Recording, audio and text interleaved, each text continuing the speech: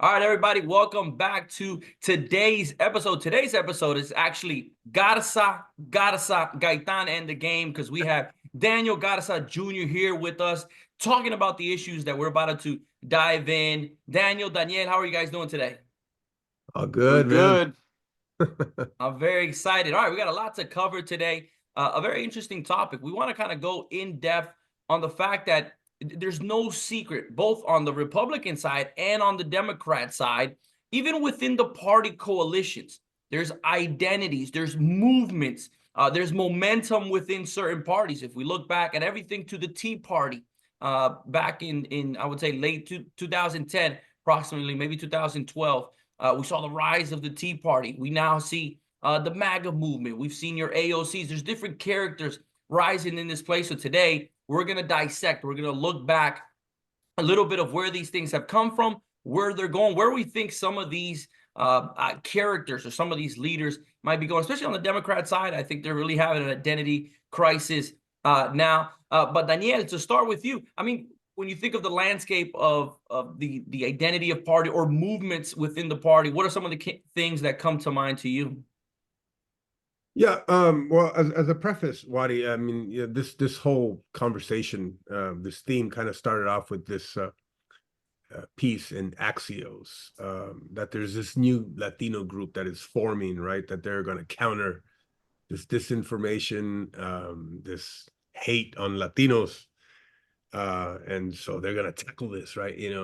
This former head of the Latino Victory Fund, I think her name is Sandy Benavides, she made the case in the article that there's this notion out there that Latinos equal immigrants, which equals criminal. Who said that? It's like, you're saying that. I haven't heard anybody even say anything close to that. But anyways, that's what they're gonna push, right? This and it seems to me like this is the Latino left just lacks creativity about where Latinos were and where we're at and what's been happening. Just to see a little bit of context. Look, I understand in the 60s and 70s, young Latinos, Latino activists, what we did was walkouts. We did protests, boycotts. We did marches, parades, right? Because that's all we could do. We were on the outside looking in. We weren't being heard. We weren't being considered when it came to policy or politics. And it was all uncouth, of course, but it was necessary, right? It's like, that's what you have to do sometimes when you're invisible. We're no longer invisible. We're senators, we're congressmen, we run the party in a lot of states and counties across the country. We're very much on the inside looking out. And I think there's a new way of doing things, to advocate. And so, which led us to this conversation, how politics has shifted, but even the coalitions within the parties themselves have shifted. You mentioned the Tea Party. The Tea Party was sort of a very fascinating situation, right? That they gave rise to really, I think, where we're at now in the Republican Party. And I don't know, maybe this group on the left that I'm talking about wants to start something, right, within the Latino movement, just una chispa that they need, because I'm not seeing it. Daniel, you sense any kind of movement here? So, like with the Tea Party, I remember 10 years ago, roughly, at CPAC, because used to take me as a kid, and I would see the Tea Party, which seemed like a fringe group, these little outsiders who had this like kind of like more out there beliefs. But for the most part, what do they want? Okay, the government, leave us alone. We love America, and we're proud to be Americans. Okay, anybody can relate to that, really. And sure enough, the Tea Party kind of turned into MAGA a little bit, right? Like, people who are proud to be Americans, who care about America, right? And when you look at the Democrats now, who they're struggling, like Republicans were a decade ago, what's their version of the Tea Party? And what values will that little fringe group have? You think, okay, what, Antifa? Okay, no, that's too extreme. Or Black Lives Matter? I mean, that's a little too polarizing for regular people. And if you have like, these small like Hispanic groups who want to go protest and start riots, Hispanics aren't a monolith. You know, like you got Cubans in Miami who have their own culture. You have Dominicans and Puerto Ricans in the Northeast who have their own culture, and then you have you know, Mexican Americans in the Rio Grande Valley who, some of these families have been in South Texas for over 150 years. They see themselves, Coalition. Yeah. as peers with, you know, regular Americans who work hard and have businesses, or they work in law enforcement, or, you know, they're school teachers or nurses. Well, and Daniel, Hispanics are Americans. that's my beef with this lady, right? Who made this point that apparently um Latinos are immigrants and immigrants are criminals. I don't know who says that. I don't That- identify with that. And so you were talking about these folks from South Texas and California. By the way, just to you know, set a marker here, half of all Latinos reside in California and Texas.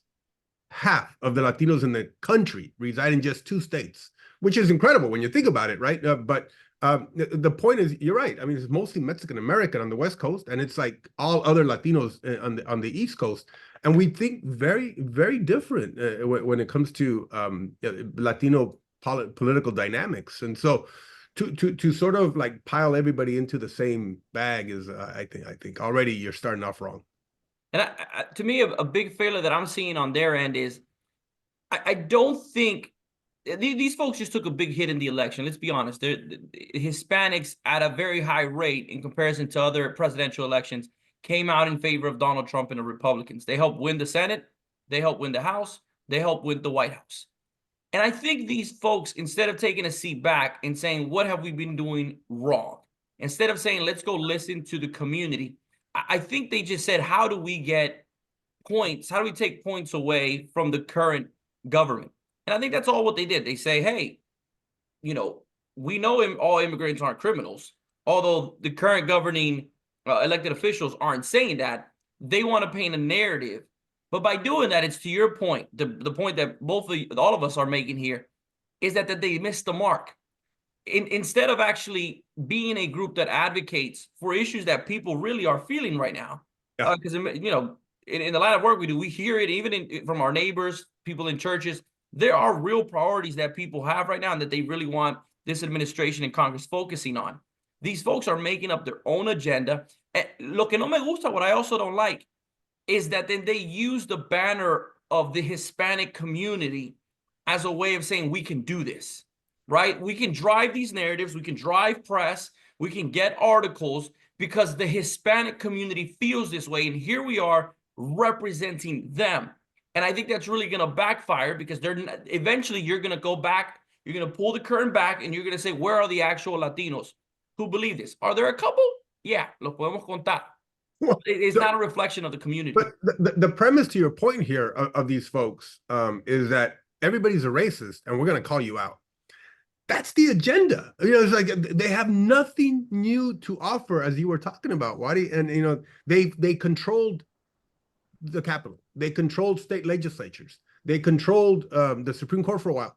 They've lost it all. They've lost the House. They've lost the Senate. They lost the White House, and still they're doubling down on this race baiting, right? You know, and I guess what upsets me about this, you know, this thing that they're starting out is that they're inferring or threatening to do boycotts, right? And it's like, that's OG, that's old school still, man. You haven't learned anything.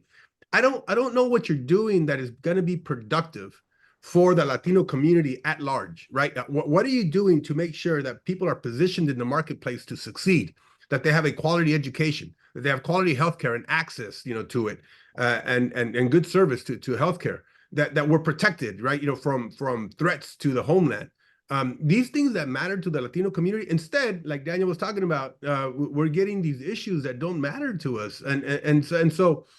You know, this thing, apparently one of the things that they're going to do is that, well, you know, they want better representation in the media or more representation. And we know what they're talking about. They want left of center voices in the media. You know, it's just like, it's just this old tired shtick of promoting center left, you know, agendas. And they presume to speak for all Latinos. And it's just kind of upsetting. Right. Like we're past that already. We're going to college. We're starting businesses. We're raising families. You know, we want to make money. We want to work hard. Do you see what Trump and Vance are doing? Like, be proud to be a man. Okay, I care about that. You know, like that's more interesting to me. Yeah, Th- th- Vance's speech at CPAC, I think, really hit a lot of chords for people. Where he said it's like the left has taken this position of almost dehumanizing the man, where you yeah. like where being a leader is now toxic, where standing strong on your values is toxic. Trying to, hey, I want to be a provider for my family. We're like, oh, where's the woman and all that? Like they really, I think the left has taken it to where, to Daniel's point, Vance really stood up. I think in CPAC. Daniel, I'd actually be curious to hear from you because Daniel was talking about sort of these old tactics, right?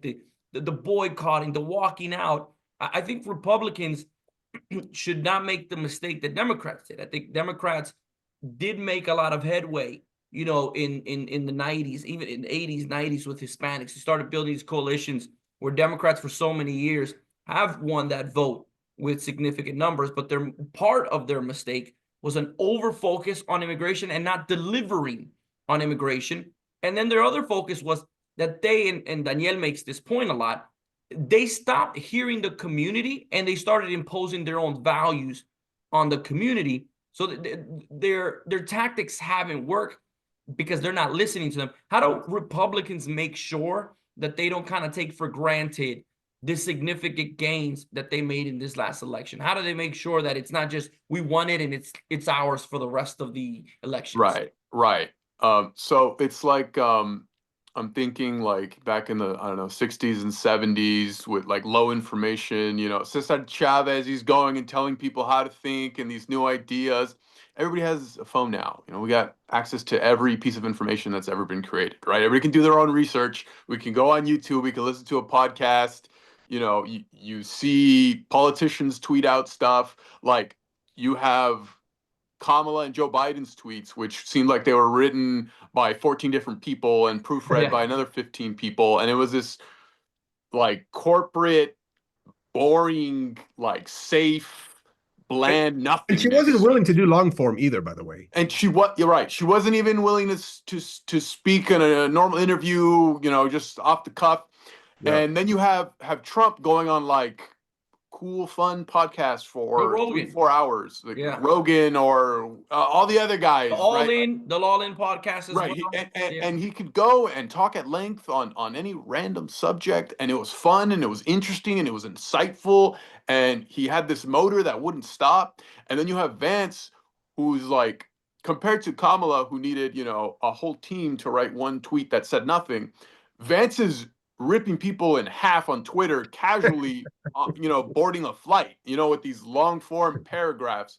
And it's like, as a guy, as an American guy, I'm not saying like as a Mexican or a Hispanic. I'm just saying as a regular American guy who loves America and being a guy and being an American guy, I look at what Vance is doing and how, I don't want to use the word bully because that's too strong, but he's like taking a stand against this, like, He's cutting against the noise and going straight right, to the against this stranglehold that the left had culturally on what you can and can't say.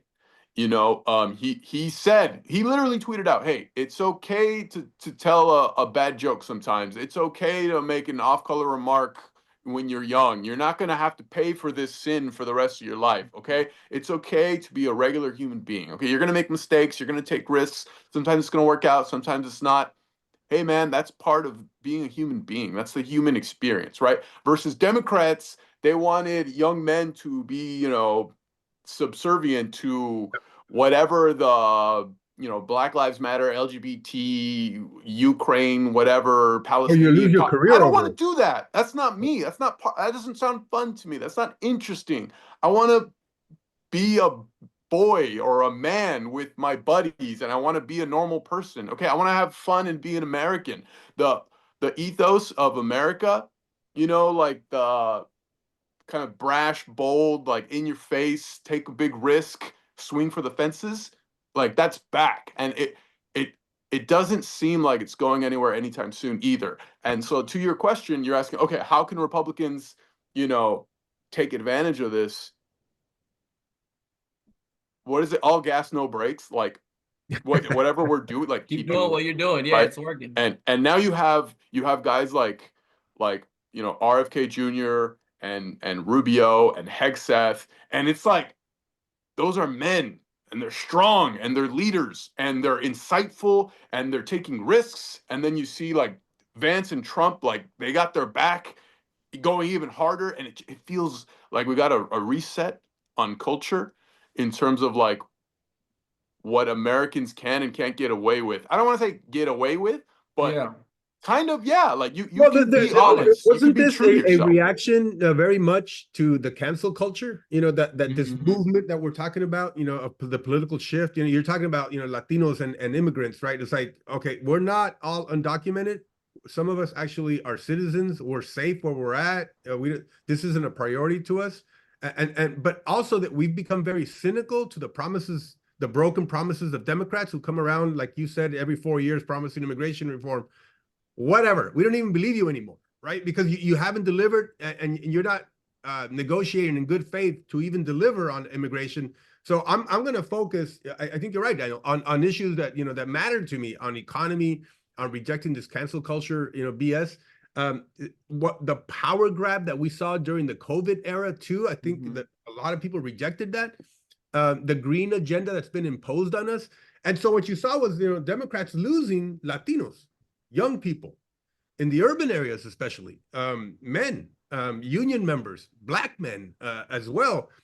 And we saw this shift that is happening in real time. Elon coming over, Rogan that you mentioned, Wadi, Tulsi, Shanahan, you know, the RFK's VP, it's like incredible.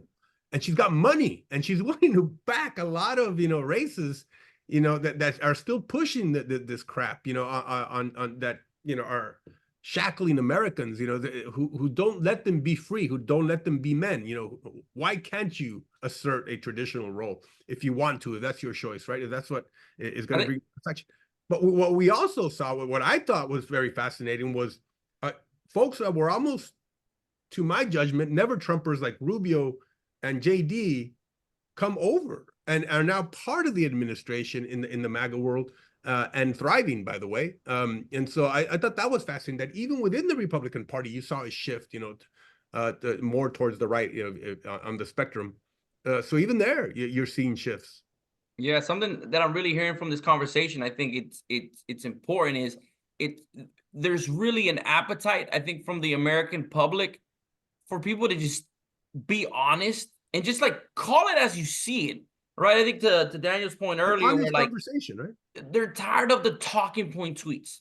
They're tired of the press conference where it's all talking points and like and let's remember, we come from 4 years of Joe Biden not really being the person who's writing the speeches, who's putting out the social media, who's barely asking any questions. I think I cannot. I know he did do some press conferences, but I can't really picture the last time I saw him in the press briefing room, just taking questions from the Yeah, crowd. no, Weekend at Bernie's comes to mind. Imagínate.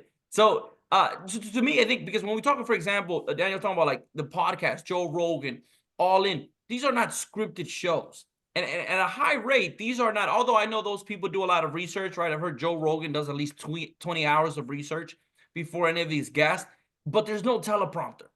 Not that I'm aware of. These guys just come in and they just want to hear if you have something genuine to say. If you're all talking points, then it's going to be done in 5 minutes. These are 3 hour long show at a time where People see right Kamala through that, right? Harris, say it again?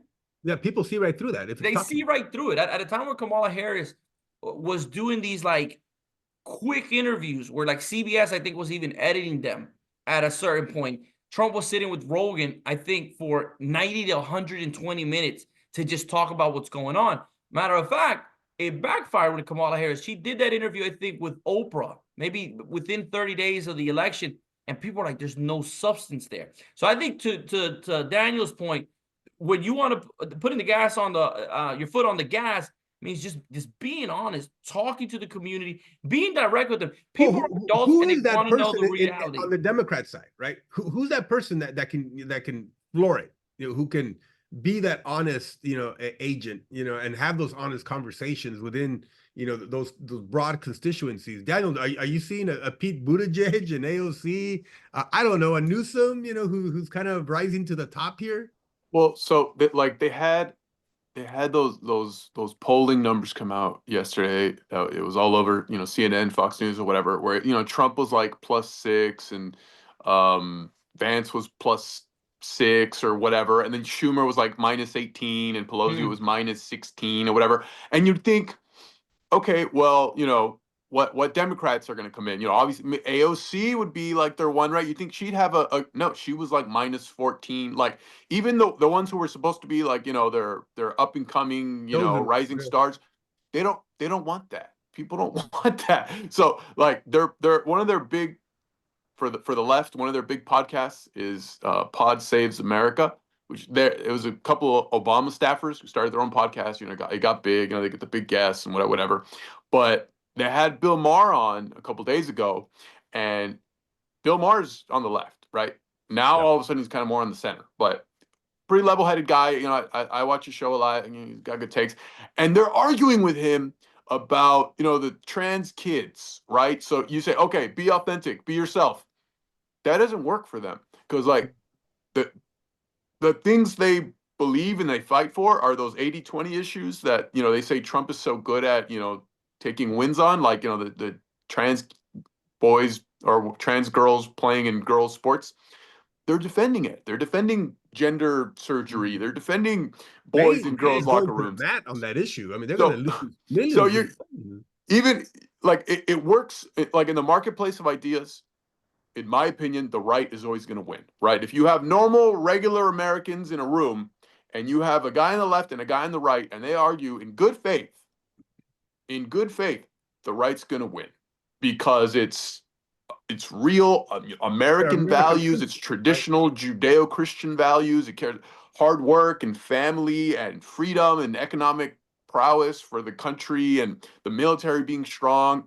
And what are the main talking points on the left right now? Okay, transing kids and killing babies. Who wants that, right? Like, okay, I know abortion's a little more in the middle, but I don't know if that has to do with I peer don't know. They're pressure not over the pushing for years. abortion to the 9th Yeah, month. Who the hell believes in that?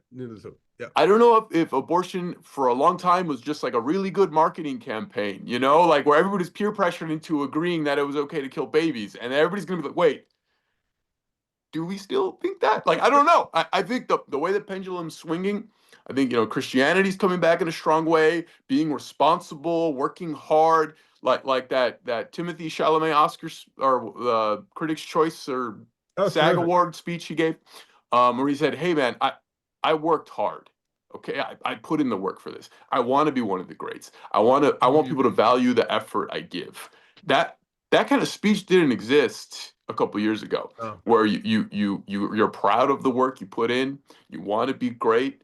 You want to, give your all. That was like, whoa, hey, I you're heard that being speech, arrogant. and it's almost like he wanted to apologize a little bit. He says, I know you're not supposed to say that, He had right? to It's Yeah. like, do that. entre parentheses, he kind of like, okay, but I want to be one of the greats. I respect that. I do. I don't. 100%. I agreed with that. In fact, I tweeted it because bravo, Timothy Chalamet, right? For calling out this generation to want to achieve greatness, to be a Michael Jordan, right? Who come rain or come shine. The thing is, when you're great, you lift everybody else with you, right? This is individual achievement, but it's for a greater good, right? People benefit from what you're creating, the value that you bring to the marketplace. And so I think we should celebrate that. Now, I imagine that the left is criticizing Timothy Chalamet for that. It's just topsy turvy, and that's part of the rejection. I think that young men and even young women to a certain extent also are feeling with this generation. So I mean, look, I see what they're trying to do on the Latino left, but I just don't see the new ideas. I don't see the innovation. I don't see them working for all Latinos. I think that they're trying to say, look at me, how awesome I am, helping the immigrants. Ain't we good people and they're bad people? It's like so in the process, what they're doing is, one is virtue signaling, I think. Second, they're demonizing the other side and trying to gain some kind of political win off of that. Why don't we just respect each other and say, let's all come together and reach a consensus where we don't have a two-tiered society of non-citizens and citizens. Nobody wants that. That's not desirable. So let's work together to, one, strengthen our border. Second, let's have long-term solutions where we can achieve some kind of consensus between both parties, so that we can have a society where everybody comes out of the shadows, everybody is producing and creating value in the marketplace. Why don't we just talk about that instead of having to demonize one side over the other, or position yourself as a greater person, or somehow you carry more inherent virtue than somebody else? Yeah. Why does it have to be about that? Yeah. It just kind of pisses me off. In the political game, you poison everything by grandstanding and then practicing character assassination of the other side. I Well, hate that. you know what I love? It's these smarmy, like brainwashed, self-righteous college liberals don't realize nothing did more damage to the Hispanic vote than unleashing the term Latinx. Like that was like the worst Yeah. thing they could do, and that alone did more damage to their Hispanic monolith that they thought they had than anything else. The Because presumption to want to label I us think with they're something kind we of didn't ask for. recognizing it that Yeah. they messed up. I seen. I think a lot of them on the, even though they're switching it a little bit to like Latini, like with Yeah, the E at the the end, team. but just Sounds but like it's like it's latrine. bad. Daniel, to what you were saying earlier, reminds me of Stephen A. Smith. I Yeah. mean, I know a lot of us probably like watching his content on ESPN, but if you notice, going up to the election and right after it, he also started really doing a lot of political shows, or just shows in general. He was on The View. Yeah. He's on MSNBC, CNN. His take a little bit was somewhat to what you said now. He said Democrats, he's like, look, when you're in government, you should be focused on these like basic issues: the economy, taxes, keeping us safe, defense, fighting off crime, like those Yes. basic things. He's like, you guys have completely put those issues to the side and you're focused on everything else. You're in there talking about people's genders, if it's Latinx versus Latino, Calling everybody a you're Nazi. on everything else. But he's like, you're forgetting that in government, and like, and Stephen A. Smith is from the left, granted. That's my understanding, lifelong yeah, he is. Democrat, but was really speaking to them like, what happened to the focus on these basic issues? He's like, he called it out, him as a black man, said the black community, specifically black males, do not feel represented by everything that you guys are talking Yeah. about. They're Right. also trying to reach the American dream. They're also trying to be better when they are now, but you're not talking to that at all. So I find it interesting that some of the biggest critics of Democrats, Daniel mentioned this earlier, Bill Maher. I've seen several interviews where he just talks Democrats miss the mark, and Stephen A. Smith, both of them from the left, have called out their own parties that they're failing, and there doesn't seem to be that new wave of leadership coming out of Democrats. Well, the Stephen A. Smith apparently, like the rumor is, or the word on the street is, he's kind of lightly dipping his toes on maybe some kind of a run, whatever that is. And so he's been making more appearances on, more Where would political. that be? Where is he based at? Is he a New York guy? He's in New York, yeah. I think he's from Brooklyn. Okay. But either way, I'll be like honest. I first think he takes could New win. York, and His, his, well, it's he's in funny. it. Go ahead. Yeah, so like you guys were asking earlier, who does the left have right now? Like, if Buttigieg is your only hope, Ugh. they have no one. They have Yeah. no one, right? He is not an appealing person. He's not likable. Right, at all. He's another smarmy nerd that he's just whatever. Anyway, besides that, Stephen A. Smith, he's charismatic, he's interesting, he's fun, kind of like like a Donald Trump Genuine, type. right? You're What gonna was have that? an honest conversation with the guy. He's Yeah, genuine. yeah, and he's real. He speaks 3 hours a day on live TV. Like he's an expert at this, and I think that's what Trump figured out is politics at that level is all about the comms side of things, right? Like, do you have communicators like Hegseth was a Fox News host. You did that every weekend, right? And Bongino also, deputy FBI director Right. now, right? These people are literal professionals at speaking and engaging and getting the John audience Duffy. to like them. It matters, right? People want to feel connected to these politicians, And at the end of the day, is Trump, the one out there doing the grunt work? No, he's got a team of, thousands of people, right, doing these things. It's not like, And by the way, that team that he has is the bench for the next presidential, and it's deep, on the Republican side. I can't say that about the Democrats.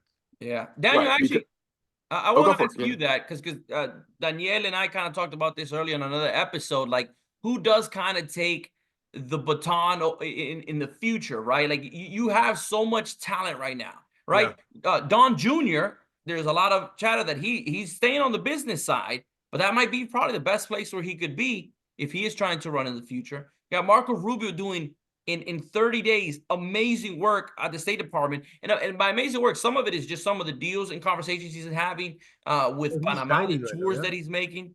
If I'm not mistaken, he was in Saudi Arabia with some of the negotiations He's going there as everywhere. well. Yeah. I mean, JD Vance, who we've talked about. How do you see this kind of plan? What are some of the figureheads that you think take the Well, baton? yeah, Wadi, it's a good question, but I just think it's so early right now. I mean, I remember Scott Walker was the man, right? During that election, and then he fizzled out. And then I remember the next election, Ron DeSantis was the man, and then he fizzled out like really quick, by the way. And then of course, Trump just passed him and never looked back. And now the chosen one appears to be JD, of course, because one, he's the vice president. Second, he's a really good politician, right? He's very astute and he can articulate, the merits of any kind of policy position, cultural positions like, Daniel was talking about. So I see him as the front runner at this point. But yeah, there's no question that you have folks that are lining up. I mean, even like a Pete Hegseth, a Sean Duffy, um, who Christy Nome, who's now at the Christy Nome, who was already sort of at discussed in that DHS. Yeah, vein as well. Vivek, I don't know, he may take a run again. Vivek is running in Ohio. That's going to be Rubio, interesting. you mentioned him, of course, I think he's right behind JD as far as I'm concerned. Yeah, so like I said, it's a deep bench, but they have personality. They're able to do interviews in long form. They can articulate, their positions and have discussions on the merits of policy, right? What are the reasons that anchor their ideas? And they're very good at articulating those. So I just see Are the days, I'd be curious, are the days of like reaching the high ranks by being a politician kind of over? What I mean is, like, look at all these folks, right? Pete Hegseth, Dan Bongino, Donald Trump himself, JD Vance, who he was a politician, but barely for 2 years before getting tapped. Like, there seems to be a little of an appetite that kind of really started with Donald Trump to shift over to people like Vivek, very popular. Granted, he didn't win the nomination within his party, but Daniel, I'd be curious, do you think that next generation of voters is looking more towards people who've worked in the private sector, business owners, tycoons? Like, what's that next wave of politicians coming from? Well, I think, like Trump, the force of Trump is like, a freak of nature, right? That you don't just get a regular Donald Trump out of nowhere, right? Yeah. That's not realistic, right? generational. But when you look at like a JD Vance, who seems like a once in a generation talent for what he's bringing to the table, and then he's got a mentor like Peter Thiel, like kind of showing him the road, who's one of the most brilliant minds in the country, right? And brilliant enough to know, hey man, get behind Trump here. I know you were a never Trump guy, and then for Trump to have the grace to say, hey man, he changed, he's backing me now, and I can respect that. Same thing with Rubio. Rubio was he ran against Trump, right, a couple years back.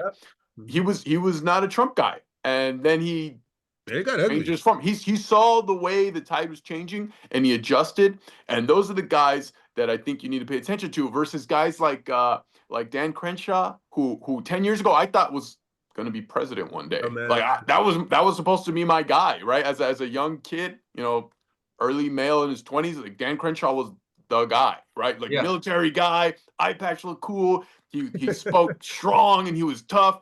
And then it turns out he's like this like neocon, like warmonger, like dude, like come on, what are you doing? And he, I don't know, bends over for Ukraine, and it's like he's kind of lame. Like what happened, man? What the people who didn't see the tide turning to Trump, I got to question your judgment a little bit there.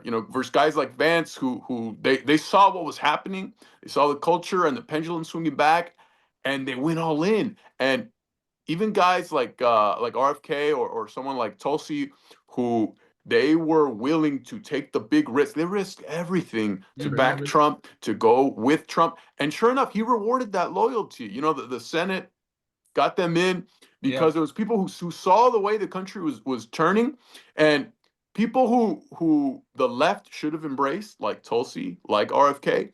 Tulsi was the vice president of the DNC at the time. Yeah, You Vice know, Chair. like she was going to be the next, big name, but because she wasn't super pro gay marriage, that was the deal breaker. Like, are you kidding me? You miss out on this like incredible talent because of you wanted to die on the Vacate to every bit of the woke agenda. Yeah. right. Exactly. Like, was it really worth it now? Like, RFK is the most popular politician in America by far.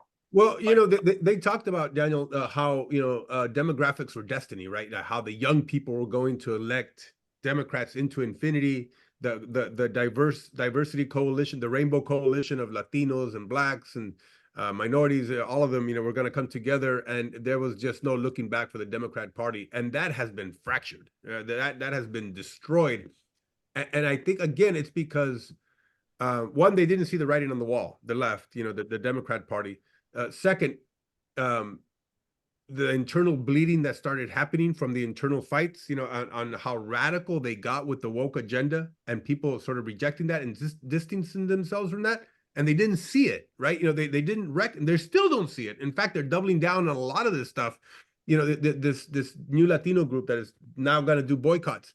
This is old stuff. This is nothing new. You're not bringing nothing new to the table. It's just stale. And the party is on its heels. They're in a tailspin. They don't know how to get out of it. There's no chosen one. I don't know where they go, where they're going to be 3 years from now, even. I think the GOP is set to be installed, ensconced, in the positions of power for a while. Yeah, I really, Democrats have really taken a blow. I would say in major coalitions, they for a long time really relied on significant numbers within minorities, right? Black male votes, significant. I think there was a time that I think it's like 97% of black males. I know it was in the 90s for sure. Yeah, it was up there. Voted Democrat. Hispanics, I mean, the historic numbers that President Obama saw against someone like Mitt Romney. Those strong, the other coalition that they really have taken a hit, and Daniel mentioned this earlier with Peter Thiel. I mean, Silicon Valley Tech That's the was big really one. in the Yep. pockets of Democrats. I mean, these folks, they would cut checks for Democrats. They would help in any kind of way they could, endorsements left and right. And you've seen a complete shift. I mean, without a doubt, Elon being at the forefront. But even like we mentioned earlier, the All In podcast, folks like Peter Thiel. I mean, these are folks who are saying like there is a shift in our nation, and Democrats miss the way. They don't represent what this industry has for them. So I think Democrats taking a blow with minorities and have taken a blow with tech. They luckily still have, I think, a significant part of Hollywood. Even though Hollywood has noticed, I forgot which program was talking about that Hollywood, there used to be sort of this sophistication that they had when it came to elections. Like if Kim Kardashian said something, it was like, oh, Kim Kardashian said it. Like, George Clooney, right? These other folks. But I think they've really lost that weight. I think America isn't looking to Hollywood They to got tell them how to exposed in think. this last election, right? They paid them to even show up at the Harris events, and it wasn't good enough. And Signet, I think Oprah got paid $1 million. A lot of people, I think, thought it was just like, let's Beyonce, I heard it was 10 million or something. It was just ridiculous. It might have been. It was significant number. Same thing. One of the Beyonce. states, one of the states that's really a bellwether is, start wrapping it up here because I know we're way over time. But one of the states that I think is a bellwether and one to watch as we continue to move forward is Colorado. And I'll say, in Colorado, the Latino vote had gone to Obama 85%. For Michael Bennett for Senate in his first and the second election, he got like it was 90%. Yeah, I understand. It was just the Latino vote is baked in. When it comes to Colorado Latinos, that's for sure, right? And But then all of a sudden, folks like Libre Action, started doing their work, and the conversation started to change within the Latino community. Young people started to get more involved. And the first crack we saw was with Cory Gardner, who had won, his election with 45% of the Latino vote in Colorado. A dramatic turnaround to the point where in this last election, Wadi, you'll remember Gabe Evans, a Latino Republican, flips a Latino held Democrat seat in Colorado. I think it's 8, if I'm not mistaken. District 8. Yeah, in Colorado 8. That speaks volumes to me as to where the Latino vote is going. And it was the first flip for a Republican in the state of Colorado in 10 years, by the way. It hadn't happened. It had been trending blue this whole time. Something has happened where now things are starting to switch back over. And again, you're starting to see these cracks in these coalitions and being led by really the Latino vote. I mentioned that in only 2 states you have half of all Latinos. Watch out for states like Georgia, North Carolina, Michigan, Ohio, Wisconsin, where Latinos are from 5 to 12% of the vote. They are starting to define a lot of races across the country because of the pendulum swinging the other way.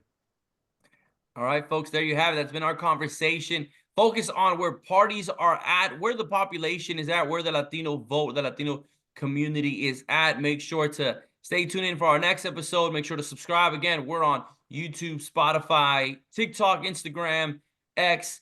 This was the first appearance, but not the last appearance for sure, of Daniel Garza here. Thank you for joining us on this episode, and stay tuned.